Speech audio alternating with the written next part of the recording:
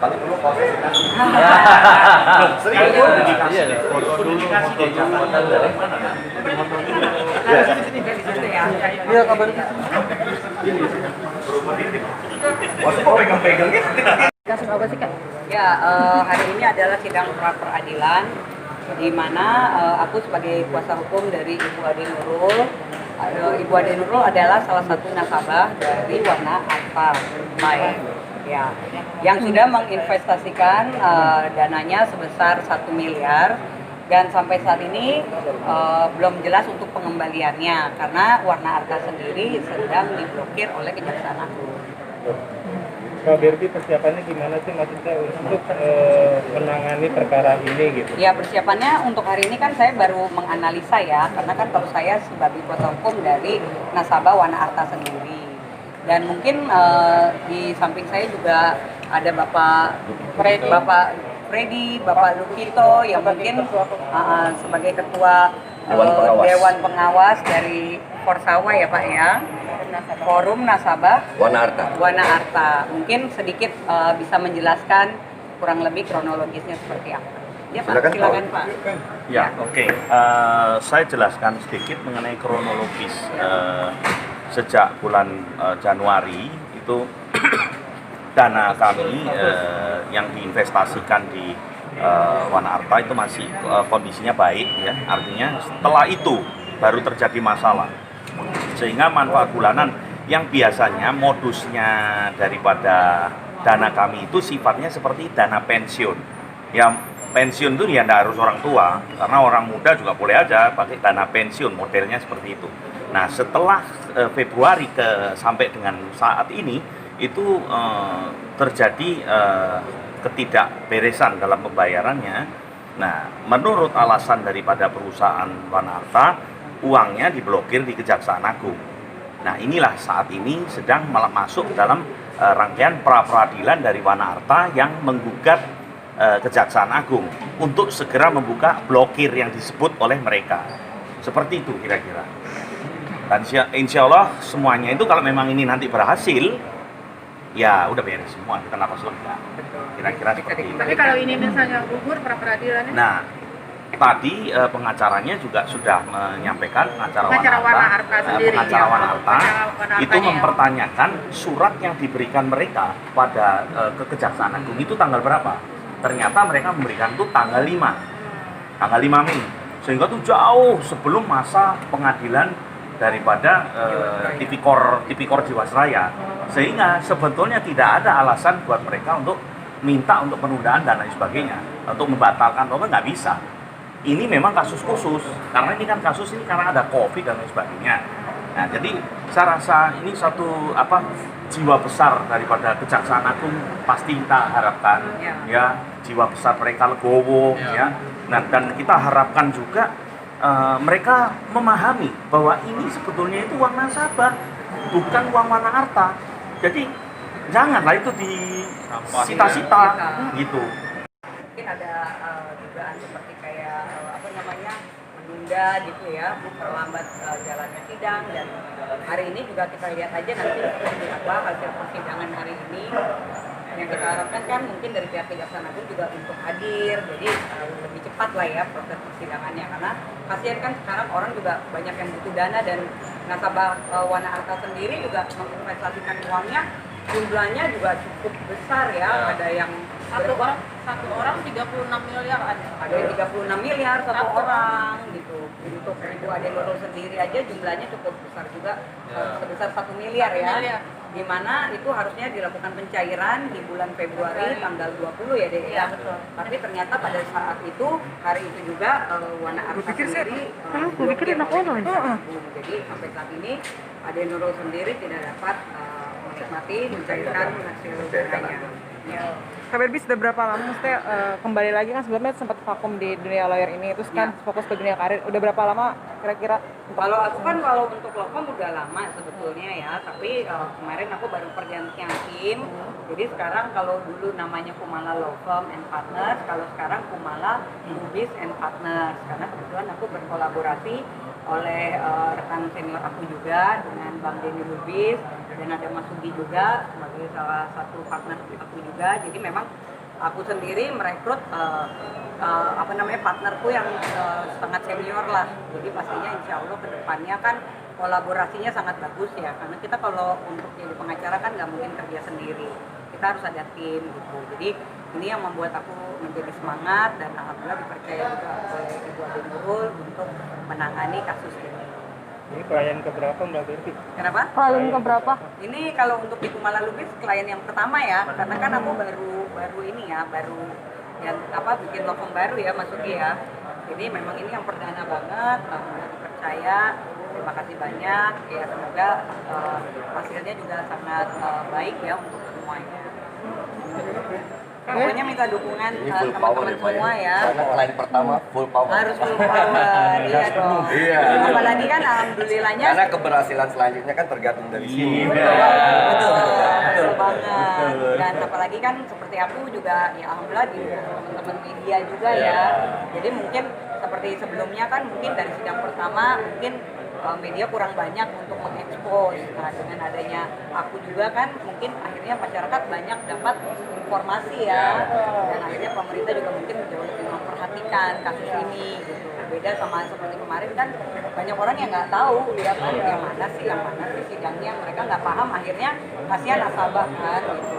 Udah capek bicara tapi nggak ada yang perhatikan ya. Insya Allah ini dengan adanya teman-teman media sekalian, terima kasih banyak untuk mau meliput perkara kita di sini ya kan. Semoga dengan bantuan kalian kasus ini juga bisa segera selesai. Ya rasanya cukup senang dan cukup bangga juga karena kan ini salah satu klien saya adalah sahabat saya sendiri yang udah cukup lama, kita bersahabat 20 tahunan ada ya gitu. Dan dalam kasus ini saya dipercaya sebagai kuasa hukum, saya sebuah prestasi juga karena mungkin selama ini orang cuma berpikir malah cuma halu aja gitu kan, terus malah sampai saya dulu dibilang pengacara KW ya kan, kuliahnya KW, advokatnya KW gitu. Menurut saya momen yang sangat menyakitkan gitu loh, karena menurut saya kenapa sih orang ketika apalagi sesama artis ya, ketika ada orang yang mungkin pada saat itu karirnya lagi mau naik harus dijatuhkan dengan hal-hal yang tidak bermoral gitu. Dan pada saat itu kan saya banyak diem aja ya, sampai akhirnya dari organisasi juga ikut bicara bahwa saya sendiri memang adalah seorang pengacara dan ada pengacaranya. Jadi akhirnya pada saat itu kan orang yang memberitahu saya minta maaf karena banyak dimanfaatkan momen itu gitu untuk kepentingan mereka masing-masing. Di proses persidangannya seperti apa yang kita harapkan kan memang sidang ini kita bakal menang ya, yang kita harapkan agar Kejaksaan Agung segera cepat membuka pemblokiran tersebut sehingga dana nasabah langsung masuk ke rekeningnya masing-masing bisa dikembalikan. Kak, kan sempat bilang sempat sama orang-orang kalau halu kayak gitu-gitu. Itu ingin membuktikan juga ya Kak ya? Ya harus dibuktikan ya bahwa gini, orang yang bicaranya negatif aja dia tidak malu untuk membuktikan bahwa dia bukan siapa-siapa gitu kan. Padahal dia juga nggak ada apa-apanya gitu. Jadi seperti saya juga dari kemarin kan pemberitaan aku juga kayaknya rame banget ya, diomongin sana diomongin sini gitu loh, difitnah sana fitnah sini ya kan, dibilang nggak bernama lah, dibilang ya pokoknya hal-hal yang saya rasa tidak moral ya. Jadi kita kalau jadi public figure itu ya kalau mau gokil, misalnya mau gokil, mau gila ya harus dengan konsep yang bagus. Seperti saya kan bisa menciptakan rekor dong. Nggak pernah di Indonesia ada yang namanya Ratu Halu. Dan itu di awards loh, bukan cuma bicara ya. Kalau kita cuma bicara, oh ratu ini, ratu itu kan percuma. Dan itu kan saya sudah membuktikan bahwa saya ternyata memang banyak diminati oleh orang pemberitaan saya. Dan saat ini kan memang di tahun 2020 seperti yang saya bicarakan dari Januari Februari, saya pengen banget untuk keluar sebagai lawyer gitu loh, pengen buat image gitu. Walaupun image Ratu Halunya pun mungkin masih ada, tapi tetap dengan dunia yang berbeda, karena memainkan dunia yang berbeda itu nggak gampang loh, butuh kefokusan, butuh konsep yang baik. Dan saya juga kan nggak pernah pakai manajer ya, semua aku konsep sendiri. Bahkan seperti ini juga di Kumala Lubis and Partners juga saya juga sendiri gitu. Dan didampingi dengan teman-teman senior. Jadi memang aku tipe cewek yang Wonder Woman banget. Apa aja aku bisa lakukan, ya kan. Nyanyi juga bisa dibuktikan kan. Buktinya nyanyi gue juga viral ya kan, dengan suara yang pas-pasan juga.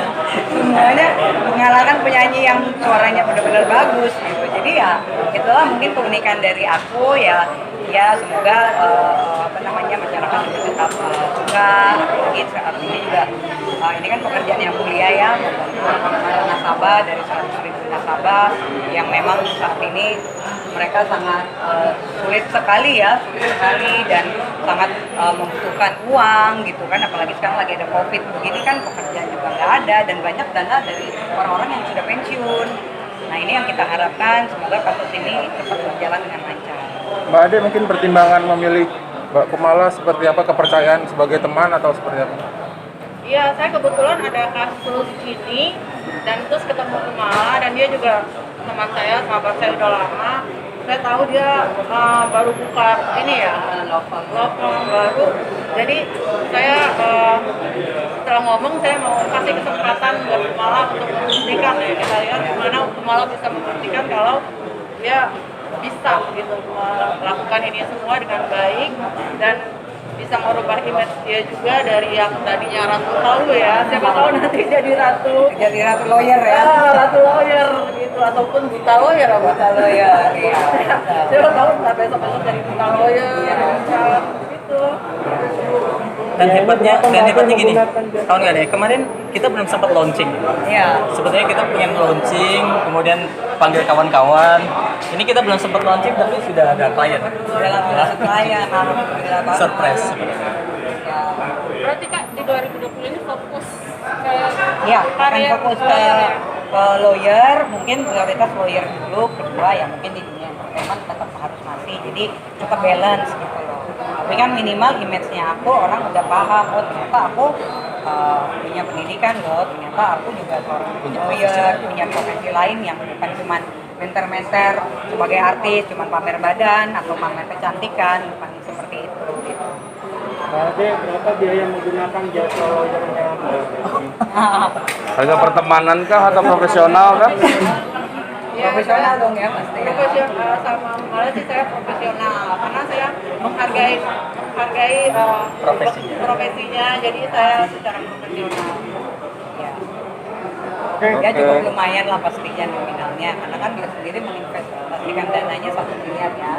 Apalagi nanti insya Allah kalau ada nasabah-nasabah lain mungkin untuk mau ikut bergabung juga ya kan, ya doain aja deh, mudah-mudahan ini merupakan sesuatu yang bagus. Oke.